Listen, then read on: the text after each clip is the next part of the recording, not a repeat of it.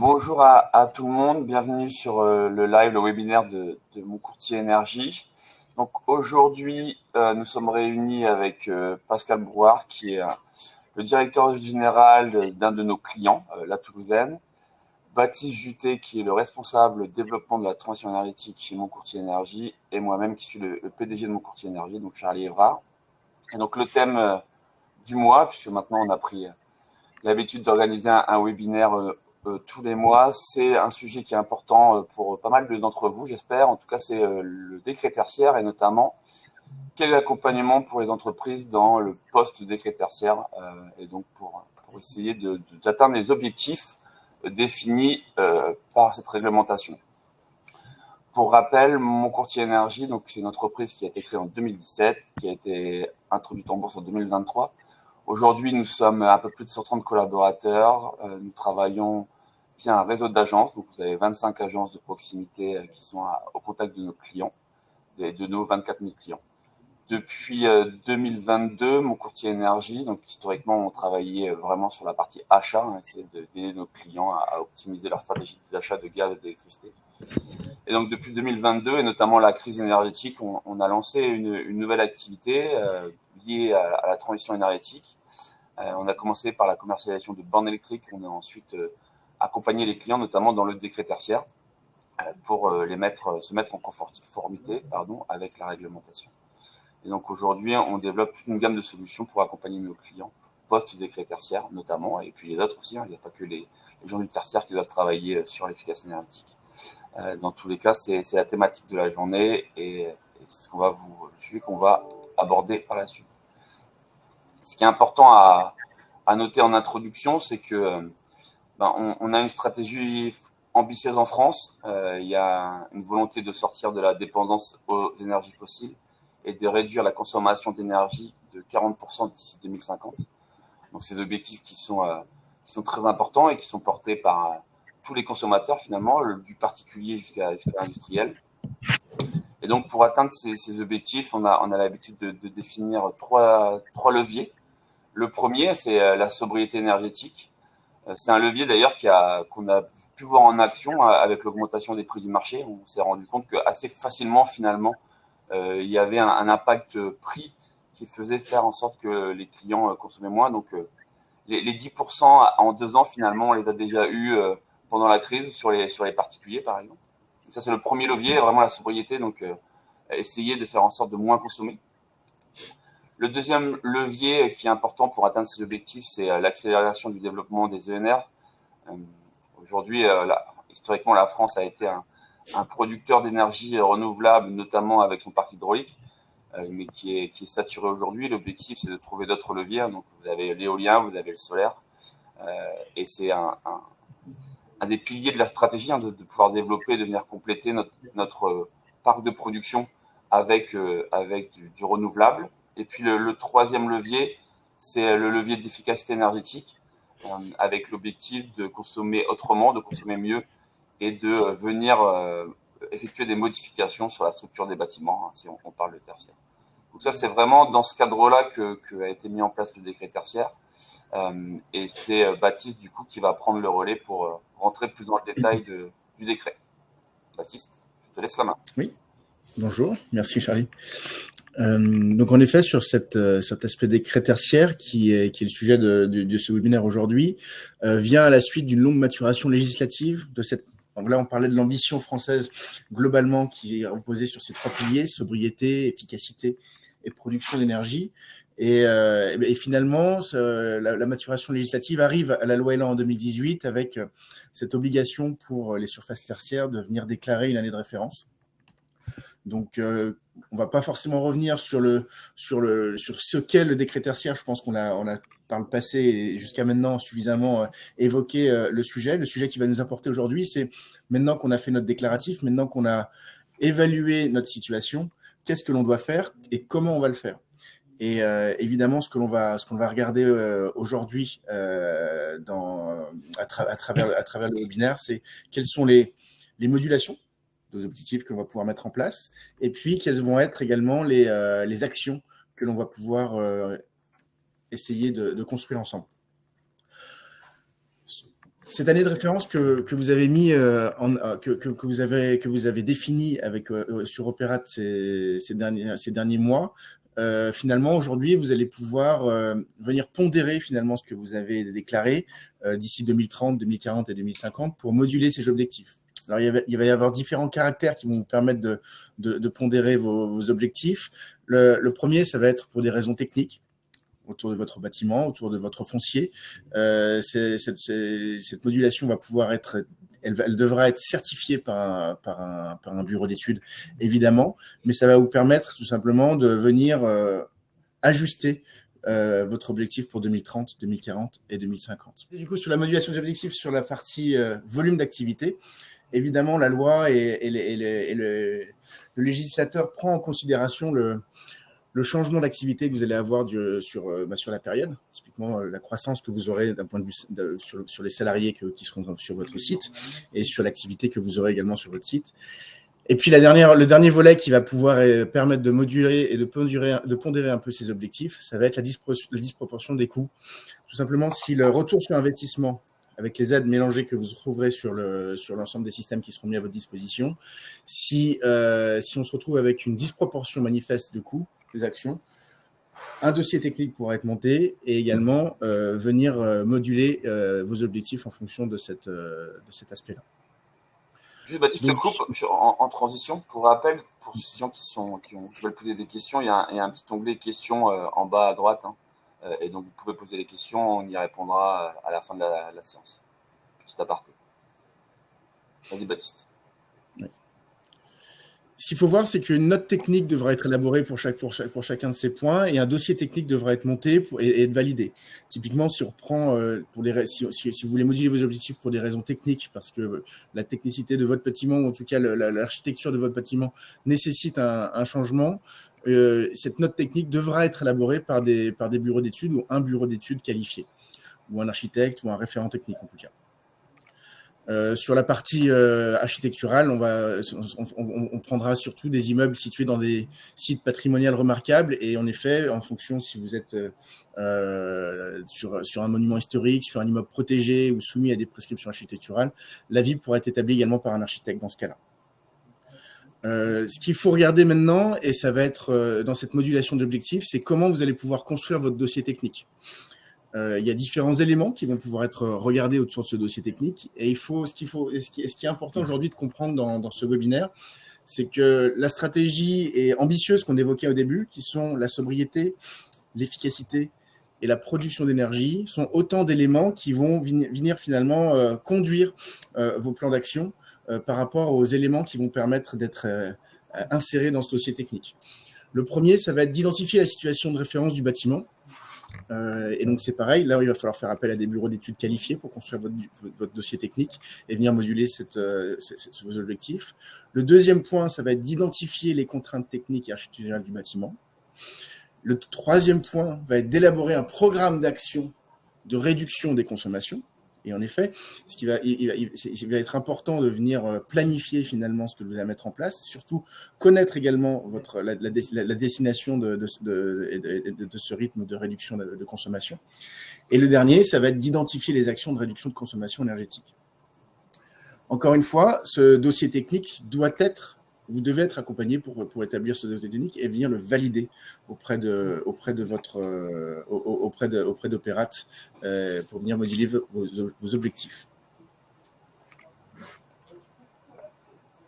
Donc maintenant, si on s'attache au contenu de ce dossier et qu'est-ce qui va pouvoir être mis dedans, il devra contenir à la fois une étude énergétique, donc sur les actions d'amélioration de performance du bâtiment.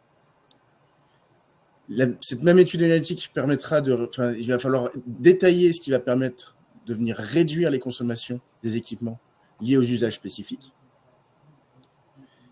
De la même manière également, vous allez devoir décrire dans ce dossier technique et le bureau d'études avec lequel vous allez vous faire accompagner, décrire l'adaptation des locaux, ce que vous avez mis, et surtout également l'adaptation des usages en économie d'énergie que vous avez mis en place sur votre surface.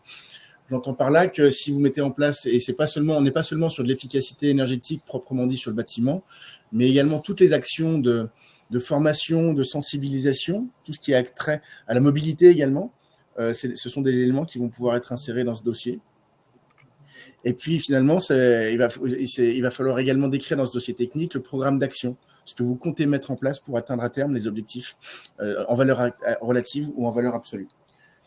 Donc c'est finalement sur ce que l'on va mettre en place en poste décret tertiaire ici. Dans un premier temps, ça va vraiment être la définition de ce plan d'action, analyser finalement l'ensemble des composantes de votre foncier et de ce qui va être permis en termes d'économie. Définir un objectif, enfin l'objectif il est défini aujourd'hui, vous êtes par rapport à votre année de référence. Vous allez avoir votre valeur absolue, vous avez déjà votre relative, vous savez l'objectif, on va dire, maximal que vous devriez atteindre éventuellement pour 2030, 2040, 2050. Mais une fois que vous avez cet objectif-là, maintenant, et ça va être le sujet de ces prochains mois maintenant, c'est comment définir et comment y arriver en toute sérénité. On s'aperçoit qu'il y a évidemment des leviers qui vont être coûteux, forcément, dans les changements d'appareils, dans les travaux que vous allez mettre en place sur vos différents bâtiments. Vous allez avoir des leviers qui vont être dans la sensibilisation et la formation, qui va permettre de changer les usages. Et on va en discuter peut-être un peu après également, comment ça peut se mettre en place dans une entreprise comme celle de la Toulousaine et avec M. Pascal Brouard. Mais clairement, on est sur un objectif collectif. À partir du moment qu'on met en place des actions comportementales sur le auprès des salariés, par exemple, même si on est sur un changement comportemental en baissant typiquement le chauffage dans un lieu ou en pondérant différemment l'aspect chauffage sur le tertiaire, évidemment, il va y avoir un impact auprès des salariés. La sensibilisation va permettre de mieux accepter finalement le passer de 23 à 20 degrés, de 23 à 19 degrés pour atteindre ces différents objectifs. Donc on est vraiment dans une combinaison à la fois de sensibilisation, de formation, de travaux et d'efficacité pour pouvoir obtenir et arriver à ces objectifs-là. Donc le fonctionnement aujourd'hui de mon courtier énergie à travers le bureau d'études, c'est vraiment de vous accompagner dans la maîtrise technique et financière de vos projets. Ça va être le premier point. C'est-à-dire, et c'est ce que l'on remarque principalement auprès de nos clients aujourd'hui, c'est avoir une compréhension globale du projet et de leurs impacts financiers. Avoir un business plan, savoir ce qui va devoir être mis en place, quelles sont les actions que je dois choisir. Avant même de venir auditer, avant même de venir analyser complètement la structure de mon bâtiment, il va falloir, l'ensemble de nos clients vont avoir aujourd'hui, nous demandent finalement d'avoir cette compréhension un peu globale du sujet. Une fois qu'on a défini techniquement et financièrement les différents leviers, on va pouvoir mesurer l'impact et produire finalement des business plans et des plans d'action, et des premiers plans d'action ou des plans de raisonnement par rapport à ce qui va être mis en place. Une fois que ce plan d'action est sélectionné, tout simplement, on va pouvoir sélectionner les différentes solutions, sélectionner également les différents services en associant ça avec des systèmes, des obligations légales ou en tout cas des systèmes d'incitation que l'État va mettre à disposition aussi. Pour finalement, dans un dernier temps, accéder à des tarifs négociés. Donc ça, c'est le fonctionnement de mon courtier énergie. On ne va pas forcément revenir complètement sur pendant ce webinaire-là, c'est pas le sujet ici. Mais on garde aujourd'hui notre ADN de courtier et le champ d'action que vous allez pouvoir avoir sur tout le territoire français grâce à mon courtier énergie, c'est aussi accéder à des dizaines et des vingtaines de partenaires sur ces différents leviers, qui soient la sobriété, l'efficacité énergétique ou la production d'énergie. Il y a un élément également qui est important en poste décret tertiaire et j'aurais peut-être dû commencer par là si j'avais pas eu ce problème de batterie au démarrage. Il y a quelque chose il y a le sujet qui revient en premier, c'est qui doit faire les travaux. Et ça, c'est un élément que vous devez tous avoir un peu en tête aujourd'hui. C'est que vous soyez locataire ou propriétaire, l'action est partagée et l'obligation est partagée. Chacun a ses responsabilités. Aujourd'hui, l'ensemble des leviers de la transition énergétique ne sont pas forcément tous décrits dans les baux. Et c'est une mise en... C'est, je pense, le point de démarrage de ces éléments-là qu'il va falloir avoir en tête. C'est qui est responsable. Alors, je pense que le locataire, aujourd'hui, au niveau de l'entreprise, je ne parle pas de l'individu, mais je parle bien évidemment de l'entreprise, le locataire comme le propriétaire sont responsables, mais financièrement, ils vont devoir se mettre d'accord sur des actions à mettre en place. en répartissant les rôles de chacun. De la même manière, que vous soyez propriétaire ou locataire, l'impact des investissements n'auront pas les mêmes effets et ne seront pas répercutés de la même manière si c'est le locataire qui investit ou si c'est le propriétaire qui investit. Donc tout ça, ce sont grâce au business plan et grâce au dimensionnement technique que l'on peut faire en amont pour mettre en place le plan d'action. C'est vraiment des choses qu'il faut avoir en tête. C'est pas a priori, on a envie de se dire, bon, bah, ça, c'est de la charge du propriétaire, donc je ne vais pas le faire, et donc je vais attendre que ça se passe. Non, c'est pas vraiment comme ça qu'il va falloir regarder le problème, parce que l'obligation pour 2030, elle est réelle, il va falloir baisser nos consommations. Et donc, pour y arriver, il y a vraiment une première entente qui doit être coordonnée entre vous et vos propriétaires, ou entre vous et vos locataires. Je vais passer peut-être la main maintenant à Pascal pour qu'il nous présente sa société et en tout cas sur les activités dans un premier temps. Bonjour, bonjour, pardon. Moi, j'ai pas de problème de connexion, j'ai juste un petit problème de voix ce matin. La Toulousaine, c'est une petite PME industrielle d'une 60aine d'années, un peu plus de 350 personnes, à Escalquins, à côté de Toulouse. Donc, nous fabriquons, nous sommes un peu plus de 330. Nous fabriquons essentiellement des grilles et des rideaux pour l'activité industrielle, magasin, et portes de garage, portails, clôtures et autres pour l'habitat. Nous ne sommes pas un très gros consommateur d'énergie en volume, nous le sommes devenus en valeur, merci les augmentations récentes, et évidemment particulièrement concernés par le décret tertiaire, et parce que l'entreprise, et parce que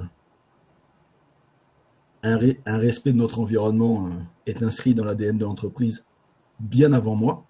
C'est pas le bien avant moi a surtout comme vocation de rappeler que c'est un long chemin et que c'est pas devenu à la mode chez nous récemment, et du coup ça n'est pas que l'énergie, c'est tout un ensemble de choses. Donc c'est vraiment un accompagnement et un voyage complet de l'entreprise. Vous parliez tout à l'heure de l'impact de baisser le chauffage. C'est une micro goutte d'eau, mais pour le coup, elle a besoin d'être comprise. Heureusement, on n'a pas baissé de 4 degrés, mais elle a besoin d'être comprise et acceptée par l'ensemble des salariés, parce qu'on parle d'un changement fort du confort de travail, du confort de vie au travail.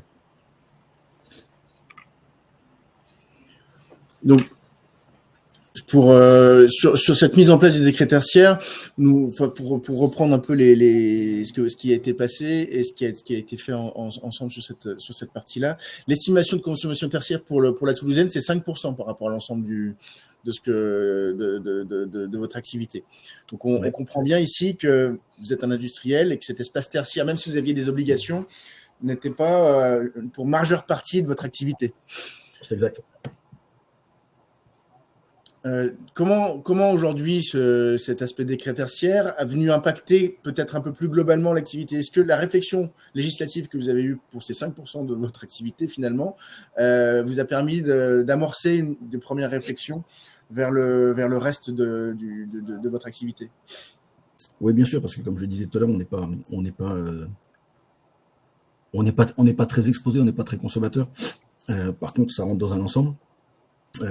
Elle se traduit pour nous par un audit complet de notre site où on consomme, je répète, sachant que chaque goutte d'eau compte. Donc voilà, petite goutte d'eau, grande rivière.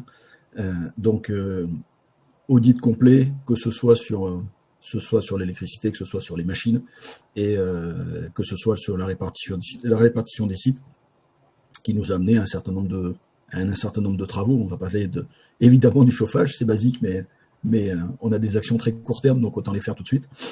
Elles sont simples, baisser d'1 degré et limiter le plus et le moins en été ou en hiver. Ça reste des petits pouillèmes qui font du bruit, je répète, parce qu'on parle du confort au travail des salariés, mais c'est une petite goutte d'eau importante. La prise de conscience collective. On parle de le remplacement de toutes nos lumières par des LED à déclenchement. On ne consomme que quand on est sur place. Ça passe par des recalages ou des décalages de démarrage de machine. Malgré les shifts, malgré les passages en équipe, on a essayé au fil de l'eau et ou d'éviter les à-coups et ou de les décaler dans le temps pour éviter une surcharge trop importante. L'étape suivante est de remplacer les machines, pour passer sur des machines avec des consommations bien moins importantes. Donc tout ça, ça a des coûts. Et la suivante, qui est à l'étude déjà depuis pas mal de temps et qui prend cette année une nouvelle dimension, qui est l'installation de panneaux solaires. Et du coup, Pascal, moi j'ai une question pour vous. Le process, vous l'aviez initié avant le décret tertiaire, je suppose, ou c'est quelque chose qui a été... Oui, je dis, ça fait partie de la culture de l'entreprise, quelque chose qui a été très fortement poussé par celui qui est aujourd'hui le président du groupe et qui est aussi à la Toulousaine mon prédécesseur. Okay. Donc voilà, c'est un chemin c'est pour ça que je dis c'est un long voyage. Oui, en effet, on prend une dimension maintenant qu'on a en plus une pression légale et qu'on sait que dans un monde industriel, les choses se font pas en 10 minutes. Et parce qu'il faut du temps et parce qu'en plus il faut de l'argent. Donc oui, c'est quelque chose qui a été entamé depuis déjà pas mal de temps. Il y a eu plusieurs réflexions sur comment on équipe en solaire, puisque c'était évidemment l'un des éléments les plus forts. Et du coup, justement, sur ce sujet-là, sur les projets photovoltaïques, c'est quoi les différentes étapes, enfin, le cheminement, je sais qu'on a discuté dans la préparation du webinaire, donc moi j'ai la réponse, mais je trouve ça intéressant aussi comme retour d'expérience. Si vous pouvez nous donner un peu plus de... Nous, on a fait un premier audit, une première analyse interne. On essaye de découper l'entreprise en sites ou en petits silos pour identifier les zones principales de consommation et commencer à regarder quelles sont les solutions possibles pour pouvoir pallier. Ensuite, on a fait faire un premier petit audit, histoire de commencer à se faire notre culture, ou à remettre notre culture à jour, parce qu'on est sur des technologies, si je parle du solaire, qui ont énormément évolué sur les dernières années, tant en coût qu'en solutions techniques d'ailleurs, ou en performance. Et puis, bien évidemment, très récemment, on a fait appel aussi à vos services pour nous faire un audit complet du site et de toutes les possibilités que nous offrait le site. On a la chance, on a quelques hectares sous nos papates et quelques bâtiments. Donc voilà, ça a été. En plus, poussé par un petit, j'ai mangé le mot, qui nous oblige de couvrir une partie de nos obligations réglementaires. Voilà, qui nous oblige à couvrir dans pas très longtemps une partie de nos zones de parking. On s'est posé la question, est-ce qu'on met du solaire, est-ce qu'on achète, est-ce qu'on loue nos toitures, est-ce qu'on met sur les toitures, et du coup on avance comme ça sur les plus simples, et on ira très certainement l'année prochaine, puisque c'est déjà, moi je l'ai inscrit au budget de l'année prochaine, même si ça fait longtemps qu'on en parle, la couverture de nos zones de parking, 350 salariés, vous imaginez bien qu'on est largement dans les obligations. Dans le fonctionnement et par rapport à l'engagement que vous avez globalement qui a été mis en place, c'est les premières mesures qui ont été menées, elles étaient tournées vers quel type d'action? Au-delà, alors là, je ne parle pas de la partie produit que vous aviez avec cet engagement sur le recyclage, avec les différents éléments que vous mettez par rapport aux produits et par rapport à l'activité de la Toulousaine, mais en interne, par rapport au fonctionnement de l'entreprise, quel a été vraiment le premier déclic ou la première action que vous avez mis en place? Est-ce que vous avez planifié aussi sur le long terme? Est-ce que vous savez vers quoi vous allez aller? Est-ce que vous avez mutualisé également la partie industrielle et tertiaire pour dire, voilà, est-ce qu'on s'est donné un objectif à moyen terme ou à long terme sur de la réduction de consommation? Je vais peut-être vous surprendre, mais est-ce qu'on sait où on va? Je vais dire oui. Est-ce qu'on sait comment on y va? À la vitesse à laquelle les choses évoluent et les solutions se proposent, elle n'est pas complètement tracée. Les premières actions, elles ont été, j'allais dire, assez simples et assez basiques et très court terme. Donc oui, en effet, on recycle. On a toute la partie industrielle où on recycle la totalité ou quasiment de nos matériaux et de nos déchets. Voilà, quand je parle de culture, ça fait partie d'eux. Tout ce qui est processus de développement produit, on intègre évidemment les matériaux, la recyclabilité de nos matériaux et ou jusqu'à il n'y a pas très le nouveau cette année, sur cette fin d'année, l'intégration de produits très bas carbone. Donc on recycle le maximum, on retraite, on est à plus de 96% maintenant, on retraite l'ensemble de nos déchets, pareil. Le reste, compliqué de faire des liens entre nos usines et la partie tertiaire, même si on essaie de trouver des petites solutions. Pour le reste, c'était évidemment du basique. On parle de chauffage, on parle de chauffage, on parle de lumière, et on parle de chauffage, on parle de lumière essentiellement. Très clair. Très clair. Changement d'habitude, et je peux vous dire que c'est un combat de tous les jours, surtout dans les périodes actuelles. Et donc, du coup, c'est d'avancer. Donc, j'imagine que ça, c'est inclus dans votre plan stratégique, finalement, quelque part, même si c'est difficile de voir où on va globalement. Et moi, ce que j'entends, et ça rejoint une étude qui avait été menée l'année dernière, où finalement, le premier cliquet, la première prise de conscience pour nos clients, on se rendait compte que c'était les clients de nos clients qui leur demandaient finalement d'agir. Et donc là, c'est un peu les engagements que vous évoquiez sur la partie recyclage et la partie produit.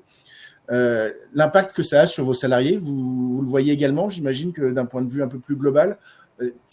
L'idée de mon propos ici, c'est de montrer que le réglementaire, c'est une chose, mais que derrière, maintenant, il y a quand même un élan qui est porté à la fois par les clients, par les investisseurs, par les décideurs, mais également aussi par les salariés, en termes de qualité de vie au travail,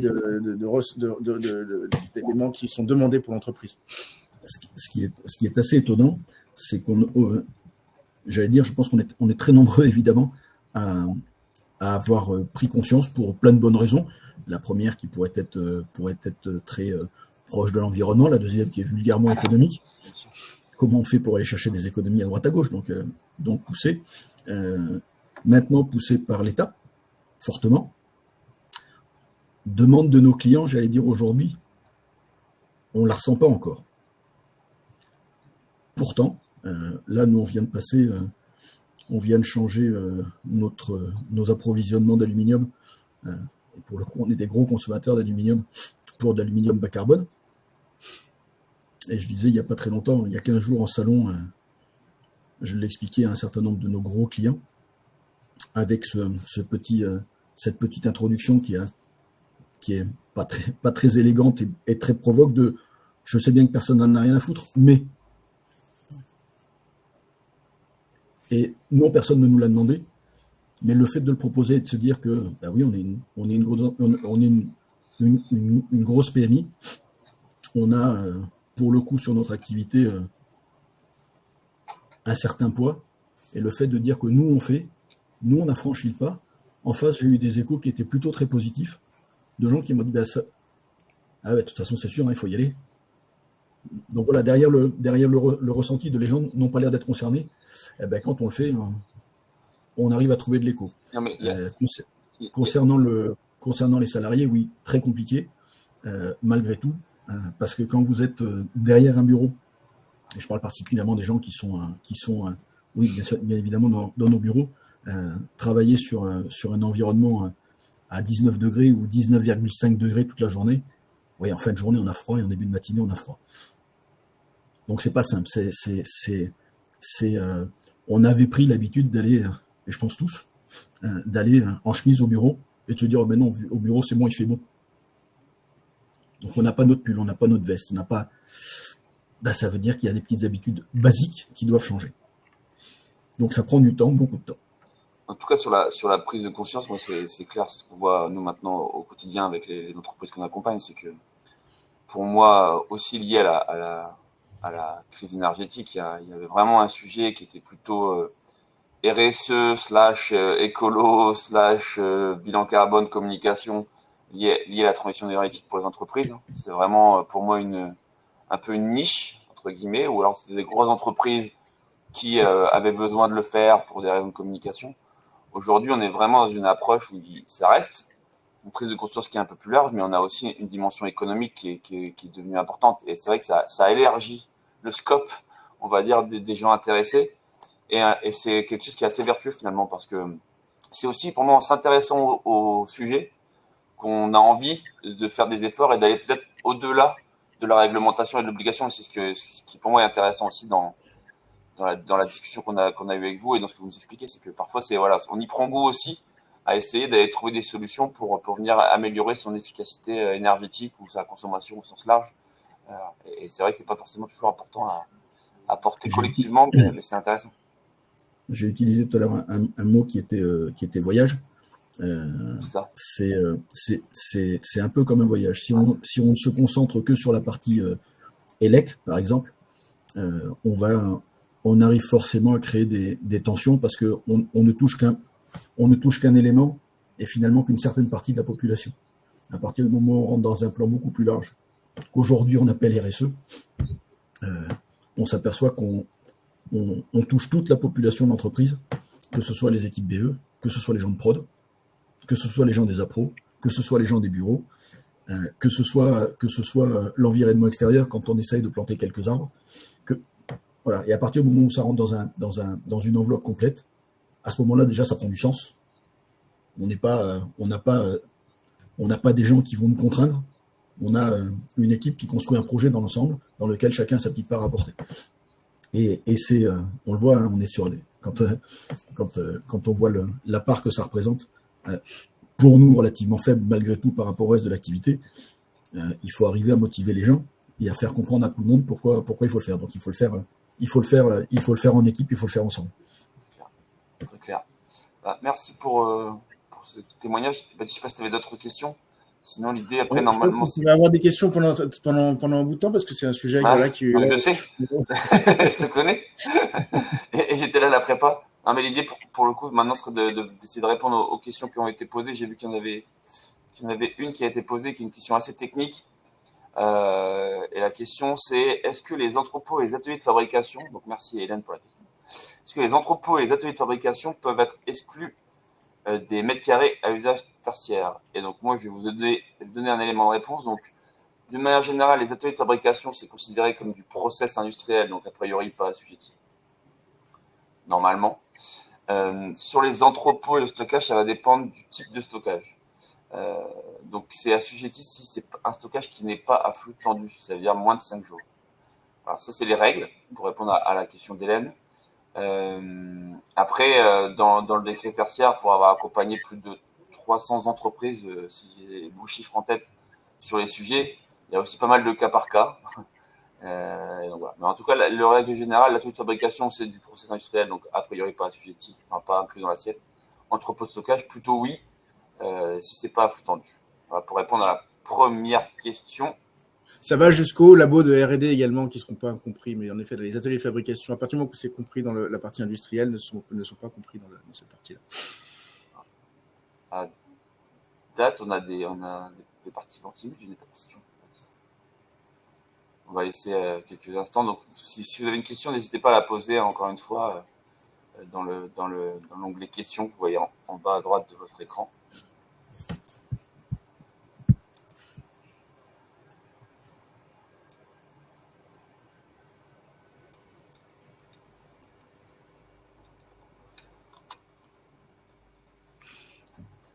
Le temps que ça peut-être fonctionne, regarde. Ouais.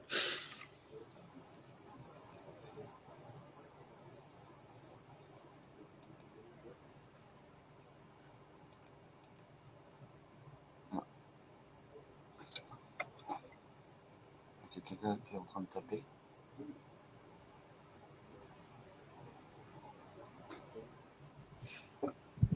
Bah, écoutez, s'il n'y a pas d'autres questions, on va respecter notre timing initial et remercier en tout cas Pascal Brouard de son intervention et d'avoir participé à ce webinaire. Merci aussi à Baptiste pour le travail et la préparation. Baptiste a montré qu'on pouvait travailler en faisant des économies d'énergie. Hein. Il a presque failli faire un webinaire sans batterie sur son ordinateur, c'est quand même pas facile. Ouais, excusez-moi pour ce petit déconvenu de démarrage. C'est vraiment l'économie poussée jusque la fin. Non, merci en tout cas à Pascal encore une fois pour le témoignage. C'est vraiment intéressant pour nous de pouvoir aussi faire parler des gens qu'on accompagne, mais aussi qui vont nous expliquer comment leur chemin et leur voyage en effet. C'est aussi inspirant et donc voilà. Merci à tous pour votre participation et on vous donne rendez-vous. Non, j'ai Hélène qui me dit attends. Non, donc non, je vous donne rendez-vous. Du coup lors d'un prochain webinaire qui aura sûrement lieu le mois prochain. Merci à tout le monde. Au revoir. Merci, au revoir, monsieur. Merci. Bonne journée.